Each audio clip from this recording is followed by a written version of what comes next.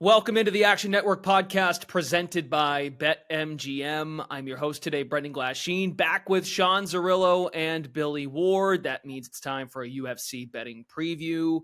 The time is here for UFC 300, available on pay-per-view. Big fight, big card, big fights. I should pluralize fight. We got the main event. We'll start there. Also work through the guys' fight of the night. Co-main event as well with the some history going on in the co-main this week. Favorite underdogs, props, and then a best bet, final bet from Zerillo and Billy Ward. Billy's got his write-up at actionnetwork.com as UFC luck ratings, which we will mix in throughout the show. And Zerillo's got his content as well up at Action Network. All right, guys, let's do the main event first. Alex Pereira against Jamahal Hill on the main card. Right now I'm seeing Pereira at minus 130. Hill at plus 110. So some movement throughout the week. And I know you guys teased this last week when we wrapped up the card last week. We did a quick little 2 minutes on this. So Zerillo, given the price where it's currently at on the money line, first and foremost, what do you make of the fight? And then how would you like to approach betting it? Yeah, this has moved in. Pereira opened closer to minus 160. So there's been about a 5% adjustment towards Hill. And I said at the end of the podcast last week, if Hill was not coming off of Achilles surgery, I do think he would be the favorite in this fight. I'd probably handicap him as a favorite in this fight, but he's coming back 9 months after an Achilles rupture, not just the tear, a rupture. And that is the minimum timeline that you need to return to athletic competition after an Achilles tear. So coming back as quickly as he can, probably wasn't able to get the cardio work in that he normally would in the lead up to the fight, just because of the nature of the injury. That's not something you're going to be able to run on. Jamahal Hill has a very skinny, fat physique to begin with. I don't mean that disrespectfully. That's just what his physique is. I'm offended. And you compare him to Pereira, who is much more muscular, much more shredded. And I also think there's a bit of false information about Hill's height. I do think Pereira is a little bit taller. If you go back to Jamahal Hill's basketball profile, he's listed at 6'3". When they were standing next to each other yesterday, it seemed like Alex is a touch bigger and a touch taller. That said, Jamal's very powerful. He's very capable of landing a knockout blow here. I think both guys are very open and very hittable defensively. And I do think we see largely a striking matchup. I'd actually be surprised if either one of them grappled. Hill has shown very good defensive grappling in his recent fights, but he's never attempted an offensive takedown at the UFC. He does have the cockiness and the swagger of a guy who is probably not going to attempt takedowns in this fight unless he's concussed and, just reactively trying to survive in the fight. But do expect a striking fight. Hill should have the better hands. Pereira should have the better kicks and the better footwork. He's much more technical, but I think Jamal's long punches are going to pose a problem for Alex in boxing range. He's probably the faster man as well, but Pereira only needs one. We see it time and time again. He's just looking to time that check left hook, and when he gets you with it, he tends to put you out. He'll even just spam it over and over, and try to land it like he did against Jiri until it eventually clips you. His leg kicks are also going to be a huge key in this fight. Now, we'll see if he's able to get them off, because Hill likes to fight out of a southpaw stance as opposed to orthodox. It's much easier to kick your opponent's calf when you're fighting out of the same stance. It's much more difficult when you're fighting southpaw versus orthodox. So I think the leg kicks are going to be a major key in this fight, especially given Hill's Achilles injury. I like Pereira on the money line at about minus 130. I would bet that up to that number, but I'm probably going to wait for a better price considering the line has continually moved towards Hill, and there seems to be a lot of support for Pereira. So I'm assuming there is some sharp money on the Jamahal Hill side, but I think the footwork, I think the Achilles injury, and I think potentially the cardio later in the fight with Hill not running as much in the lead up to this is all going to lend itself to Alex Pereira. The one thing I do want to mention, and I do like this fight to end inside the distance, if I'm leaning to any fight to end inside the distance, I probably want to bet it this weekend. The UFC bumped up the fight bonuses, or the performance bonuses for the UFC 300 card to $300,000. And a lot of these fighters are probably making 50 and 50 to fight, 50 to win. I'm sure the former champions on this card are making more than that, but the fighters lower on the prelims certainly not making as much money as the fighters on the main card. And they have a chance to 5X their, normal contract by winning a performance bonus, where normally it would just be doubling their money. So I think we're going to see some very aggressive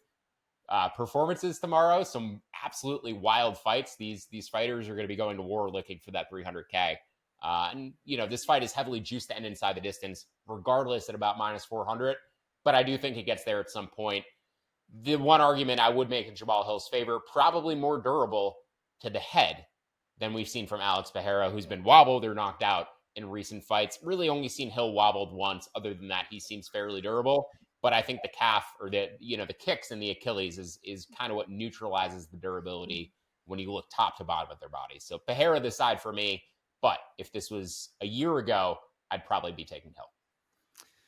Hill on the stage, Billy, was talking a lot of smack. Said he was going to whoop that ass to Pereira. So based on your write-up, and Sean spoke to this, Billy, you still thought Pereira. I'm going to get it right. I've said his name like 3 different times. Pereira. That he's undervalued. Are you in agreement with Sean? Do you want to wait? I also would be curious for both of you to weigh in on the idea of a live play situation. Billy, you can go first on this. Yeah, I was hoping we'd get a better price. It kind of seemed early in the week, like when I did the luck ratings, that we were going to keep seeing that movement, maybe get paid a 115, 110, something like that. Didn't happen. I tweeted out Tuesday or Wednesday that the minus 125 I got then was probably about as good as it's going to get. Obviously not a big difference on minus 130. I'll take that as well. Mostly agree with Sean on everything. He said better footwork from Pereira, and that's better footwork than a healthy Jamahal Hill. We have no idea what the footwork's going to be like this time. The other thing, Hill does have that great long check hook, great long straight shot. He's actually got an inch reach disadvantage against Alex Pereira, which is typically not the case for him. He's had it in previous fights. He fought Johnny Walker, who's huge, but normally a guy who gets a reach advantage and can fight on the outside, that's not really going to work against Pereira because he doesn't have the reach. And if you hang out there, he's just going to get his calf obliterated by probably the best calf kicker in MMA right now. So pretty much lockstep with Zerillo. If we knew Hill was healthy, I would probably take either guy at plus money. Kind of how I view it. There's enough concern about the injury. I don't think Jamahal Hill wanted to come back this early. This main event was like the last card or the last fight they put on this card. Seemed like the UFC was kind of reaching for a big fight. Hill even said like he wasn't expecting this call, didn't think it was going to happen. Kind of seems to me like he was probably targeting like a July or something somewhere in their return. But we got to remember, he didn't get any pay-per-view points as a champion because he never defended his belt. You only get that extra money when you're defending the belt.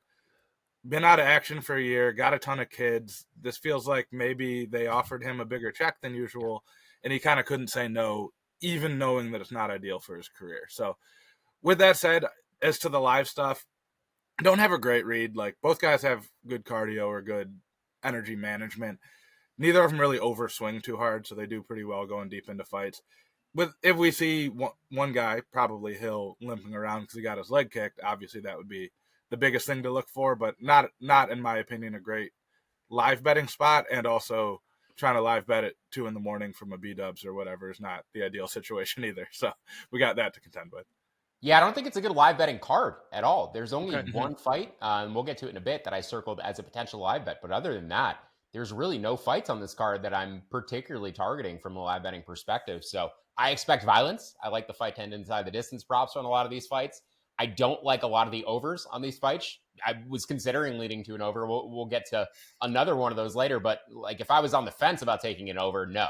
If I was on the fence about taking the fight to end inside the distance or the under, absolutely, given these increased bonuses. So yeah, I think we're going to see some wild fights on Saturday. And I don't plan on having many books open for live betting purposes until the BMF title fight, which we'll talk about in a minute.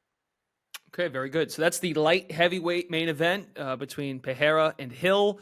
Let's go to the strawweight title, women's strawweight. We've got the strawweight queen, Zhang Weili, and number 1, Yan Xiaonan. This is some history here for the UFC. This has got a lot of legs to it leading up. Looking at the current price points on the money line, Weili is the significant favorite at minus 485, and Xiaonan is at plus 370.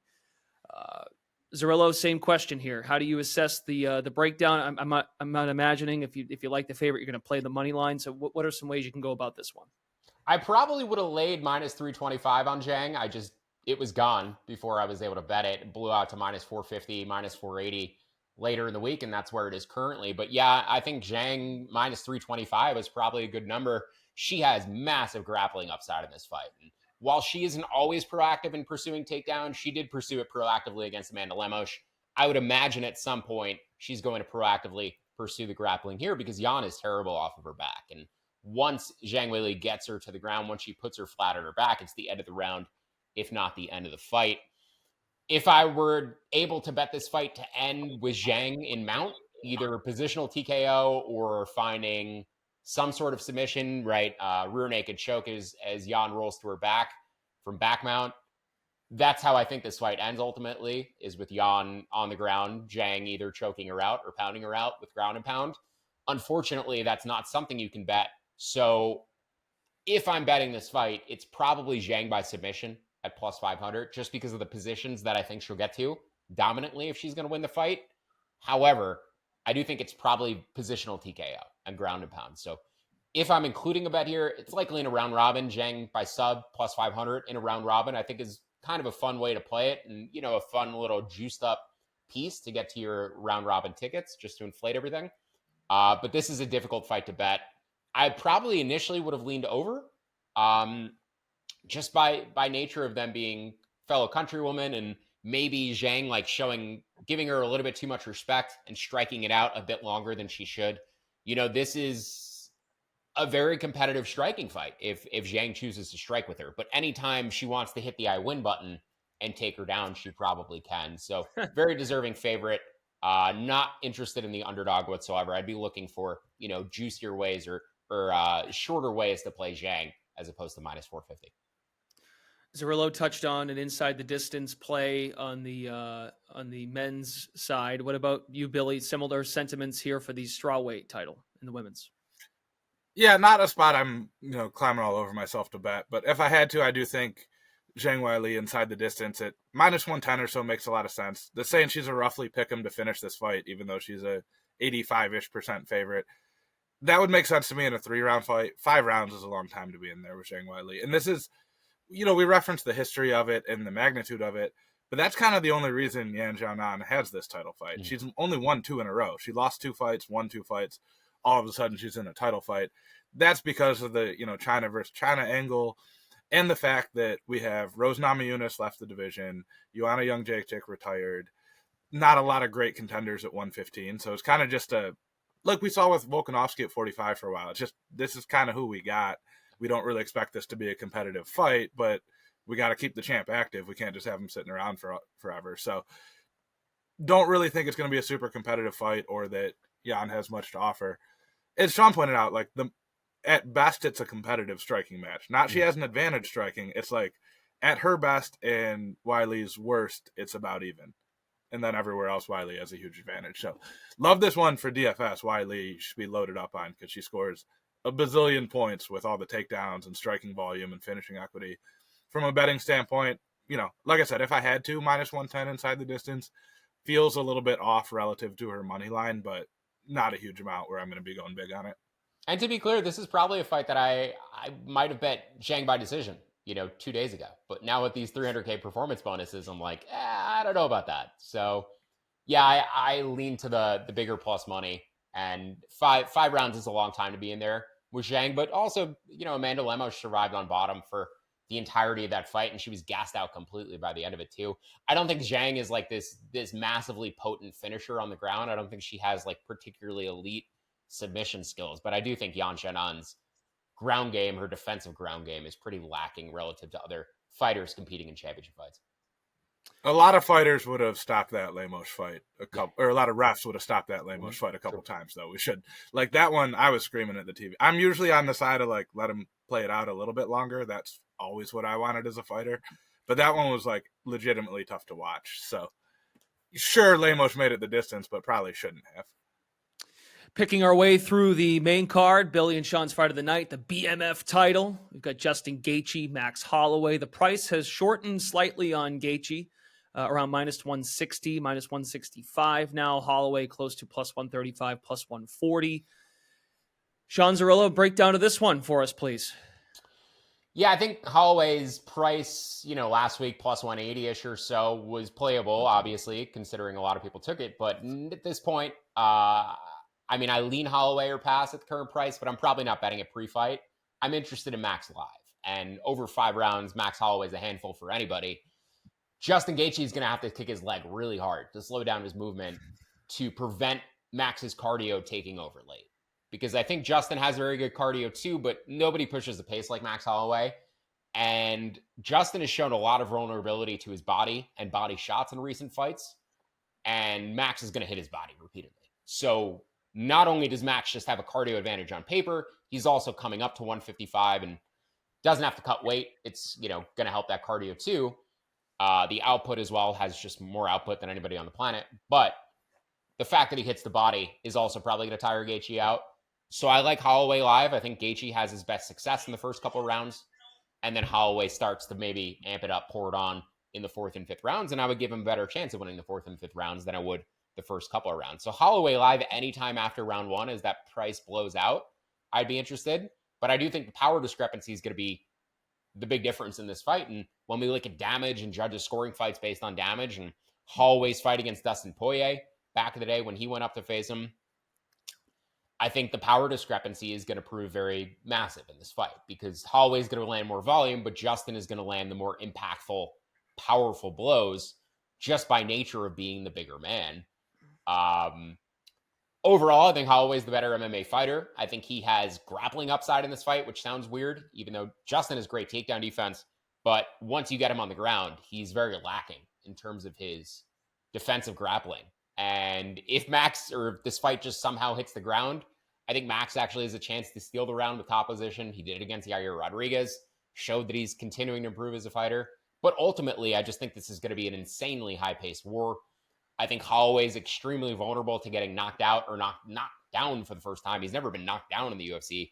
But I do think Justin hits hard enough to potentially put him away because he's going to hit him flush at points. And I think Holloway absolutely has a chance to pick apart Justin to the body and wear him down and fold him with a body shot. Justin was knocked down by Charles Oliveira by head punches as well. Like his vulnerability, his durability seems to be declining after all of these wars. So I lean Holloway. I prefer it live. I like the fight to end inside the distance at -115. Probably would bet that up to about -125. I projected it closer to -144. This is probably going to be one of those fights where you're screaming at the TV for somebody to finish for 25 minutes, and what looks like somebody is going to get finished for 25 minutes and ultimately goes to the scorecards. So this might be a frustrating bet, but I think based on the pace and based on the action, you do have to bet it. So this fight doesn't have an I win button. I like that. This is going to be a competitive, highly competitive striking match where Justin just has more power against Max's volume, and I think it may be difficult for the judges to weigh that in certain rounds, which is why I'd lean to the plus money. If this goes 25 minutes, I think it's going to be some interesting scorecards. You may get a split in 3-2 either way. I just like the use of the I win button. I just thought that was a good line. And I want to steal that when I'm on the golf course, when I'm losing and I win a hole. Maybe if I'm at the grocery store shopping for store brand things, Billy. I don't know. I'm making stuff up as I say it. All right, Billy. As I said, the Gaethje price has shortened slightly, and in your luck ratings write up, Justin Gaethje undervalued. Do you still feel that way? And is that the direction you're going in for this one, Gaethje and Holloway? Yeah, I'm leaning that way. Again, to call back to another very old bit on this show, this is a fight I'm far more excited to watch than I am to bet. I don't think it's a great betting spot. I ultimately, after watching some tape and thinking it through a little bit more, ended up more in line with Sean, where I think the under is the better play here. I put on our little show sheet, under 4.5, -110. Same concept as end inside the distance, slightly better price. You're cutting off 2.5 minutes. Actually like Sean's pick better now that I think that one through. The only thing where I have a little bit of pushback with what Zerillo said is Holloway came out in some interviews here and said, unlike when he went to fight Dustin at 55, where he didn't really have time to bulk up, he's been actively trying to build power, actively trying to put on muscle. But that can be a problem for the cardio because you've built this whole career where you get into the cage at a certain weight. Now all of a sudden you're 5, 8, 10 pounds heavier because you went up to a new weight class, and maybe you're trying to swing hard because of everything going on. I could see that being an issue. So I don't feel confident that Holloway has better cardio. I'm not worried about his cardio necessarily, but I think it's closer to a let's see how this one plays out than I feel great about it going in. From a live betting standpoint, I think it's one of those where if you see either guy blow out where it looks like the market is suggesting someone definitively won a round, but you're watching it and you go, I can't really tell. That's how I would live bet it. Because we see it all the time where someone, everyone watching or all the guys you're watching with, everyone says, yeah, I don't really know. but suddenly the price drops precipitously on somebody. So that's how I'd play it live, pre-fight, like it to end inside the distance as well. Don't really love a money line side here just because there are so many factors. All right, very good. Let's make our way through the card with some underdogs, some props, then we'll wrap with best bets. Again, this is a pay-per-view main event, main card. Some prelims starting up, I think at 6 Eastern, the early prelims at 6 Eastern on ESPN+. Then 8 o'clock, there's also a round of prelims also on ESPN+. Underdog, how is the card this week for underdogs, Arillo? You mentioned it's not a great week for live betting. What about dogs? Because we do hit on dogs every week, and some weeks you're like, hey, I like the card for dogs. Some weeks you're like, not great. Yeah, there's only really one that I've circled this week that I like. And, I'm having a difficult time with a lot of these money lines. You could make very definitive arguments for both sides of these fights. And I've gone back and forth on a lot. I think I'm going to end up having more totals than I will money lines. But one of the underdogs that I do like is Sodiq Yusuff at plus 125. I believe Billy and I are in agreement here. Yeah. I think you're just getting a price discount on Yusuff relative to what you would have gotten had he actually knocked Edson Barboza out in the first round. He was in a main event. The UFC saw him as a fighter befitting of being in a main event. And ultimately, his cardio failed him after he tried to go for a finish in the first round. And Barboza picked him apart across the rest of the fight. But he had Barboza basically out of there in the first round.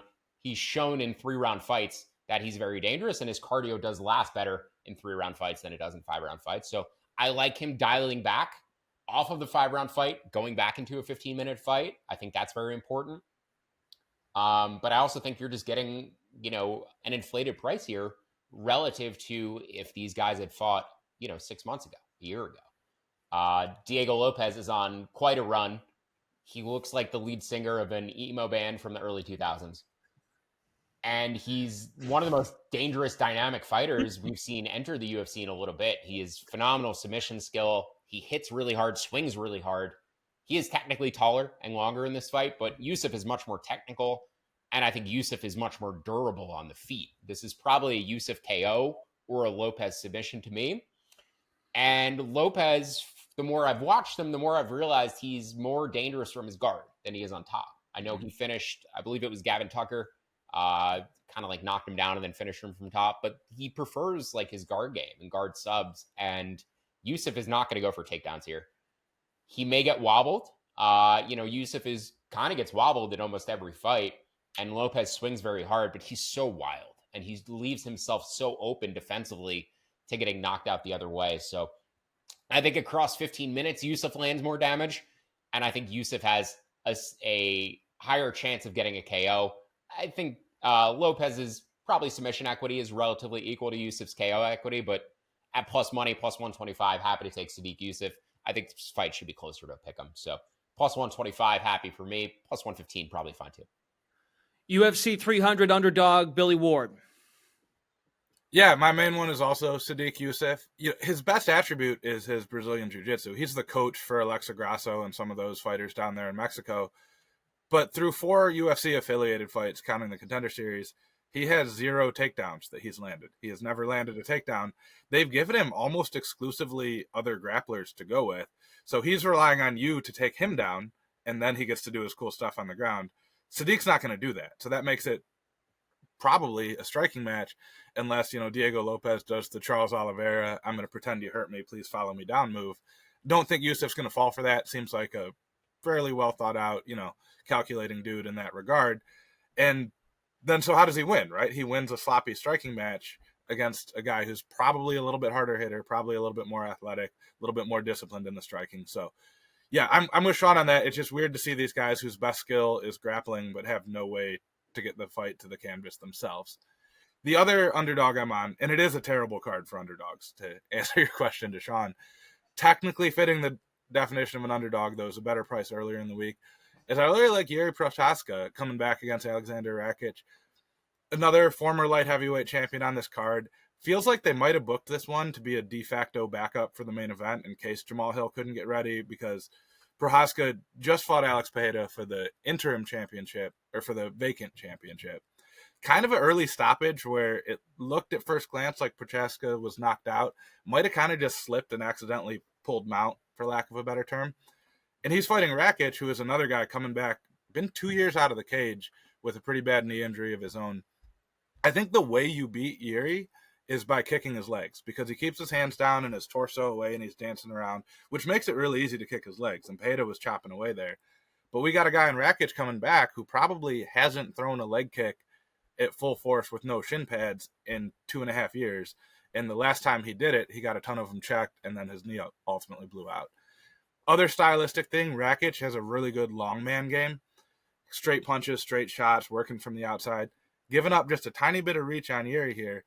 And when he gets just out of range, he overextends his right hand really bad. It almost looks like a pitcher on his follow-through where he pulls his right hand down. Can get away with that when you're taller and staying in a position of safety. There's no positions of safety against Jiri P. He'll throw a standing hammer fist, weird uppercut, hit you with all kinds of stuff from a weird angle when you think you're safe. So from that technical standpoint, I really like Prochazka.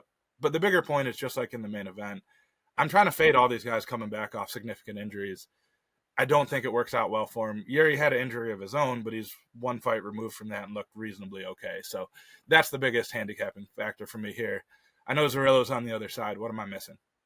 So the reason I'm not as worried about Rakic's injury as opposed to Calvin Kattar or Jamahal Hill, he was actually supposed to fight at UFC 297 in January. He was booked against Jan Blachowicz, and Blachowicz pulled out of that fight with an injury. So to me, he was ready to go 3 months ago, got more time to recover from the injury.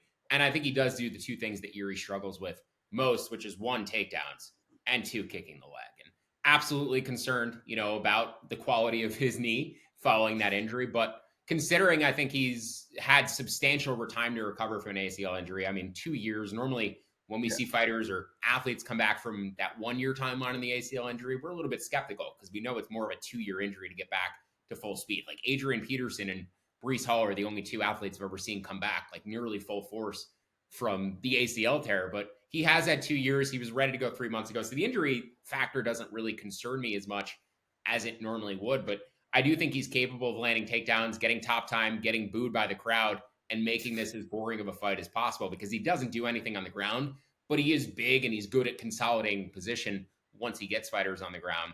And then I think the other thing is the leg kicks. Now, Jiri showed in the Pereira fight that even though his leg was completely chewed up, he just fought through the pain and pressed forward. And it did seem like he forced the issue a little bit, which led to the stoppage, which led to that big exchange because the leg was falling apart. And he knew it was a matter of time before that thing was, going to fall off of him and he wouldn't have any effectiveness. So he did kind of press the button and press forward when he needed to. Otherwise, the fight was going to end anyway. But I do think Rakic can employ a very similar game plan here, hammer his leg, and then use the weakness of the footwork or, the weakened leg to potentially take him down again on top of him. So head to head on this fight, less concerned about the injury than you are.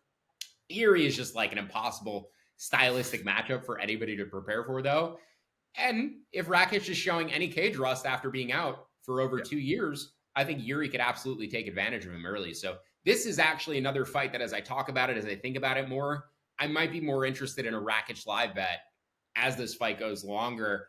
If he's landing those calf kicks, but Jiri maybe wins the first round with strikes. If he looks a little bit rusty, coming off of the shelf, which is very common for fighters who are missing or out of the cage for 2 years, I might be interested in a live bet on Rakic after round 1 if I'm getting plus money. But I like him pre-fight too at about -110. I projected this line closer to -140. And I should say, based on the way I handicap these fights, the data I pull in, Charles Oliveira, Jiri Prochazka, and Jim Miller are severely public underdogs this week.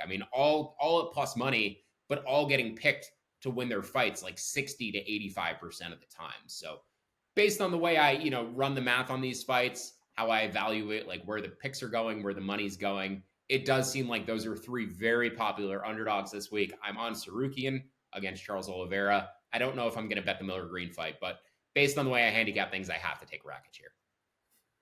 Only thing I'll say to that, and you alluded to it too, with the injury layoff being as long as it was, it's not that I'm worried about like the physical structure of his knee. I'm worried about the fact that he hasn't had live competition in close to 2 years.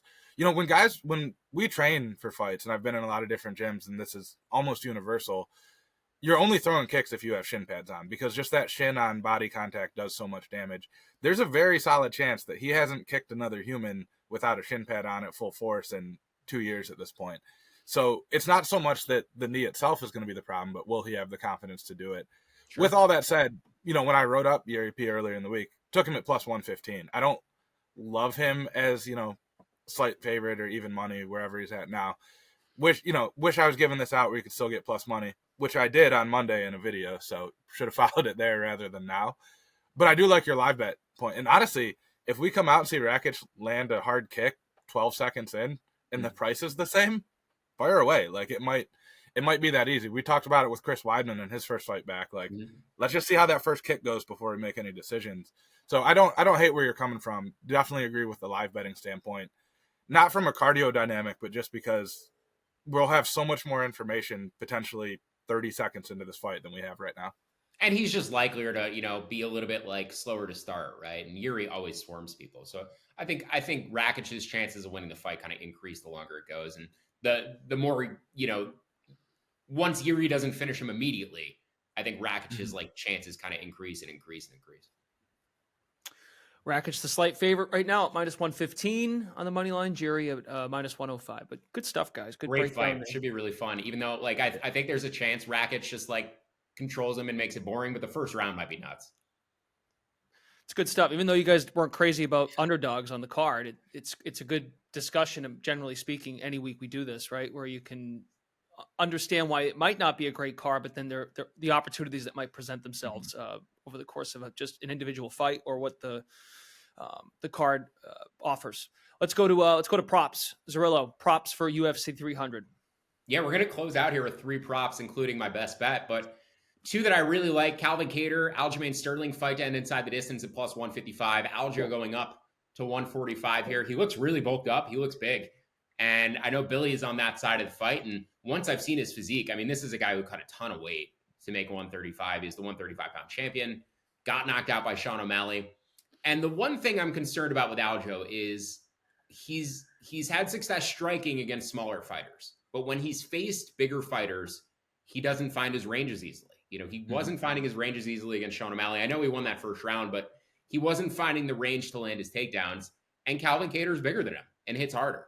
So I am a bit worried as an Aljo fan that he's going to get KO'd here, and quite badly. 1, coming off of a knockout loss, but 2, just by the nature of how hard Calvin Kattar hits.